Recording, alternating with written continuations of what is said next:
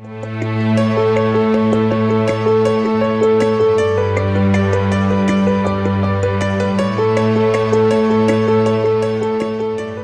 I'm Diane Radford. I'm a breast surgical oncologist in St. Louis, Missouri. I come from the west coast of Scotland. I grew up in Ayrshire and came to the States in 1985 to do my fellowship in surgical oncology and stayed here ever since. I came with my 7 suitcases and my golf clubs and never went back.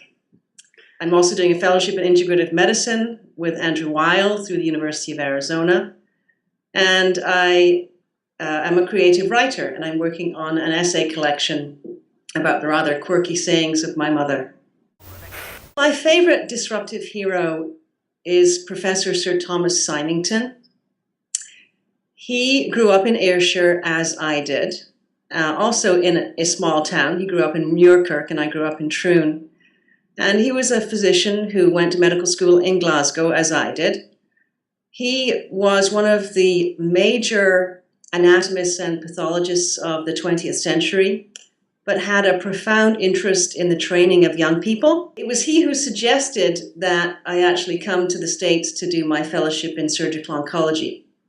I knew I was going to be a breast surgeon. I had a calling when I was 13 years old that I was going to be a surgeon, and as it turned out, breast surgery was my field. And he said, Diane, I've been all around the world and I've seen many cancer institutions, and you should go to Roswell Park Cancer Institute in Buffalo, New York. And I came over to interview and it was accepted, and my life changed as a result of that. But he did so much more than just being a teacher and a researcher. He had an interest in the whole person.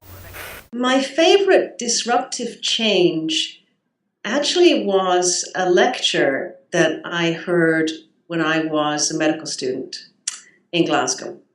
And it was given by a young but incredibly talented medical oncologist by the name of Kenneth Kalin.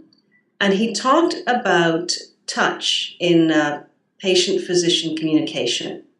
Not salacious touch, of course, but empathic touch, reassuring touch, whether it be a hand on a shoulder, holding someone's hand, squeezing an elbow as a measure of support. And he described physicians as either being touchers or non-touchers. Some of it was innate, but some of it could be taught. And touch is such an important part of the patient-physician communication. He really changed my way of thinking. So that I took what he instructed me in and used it throughout my career. And we had our 30th reunion of the 1981 year. We had our 30th reunion in 2011.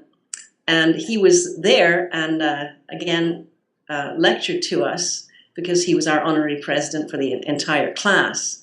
And I had a chance to go up to him and say what difference that lecture made to me, because I've used it throughout my career.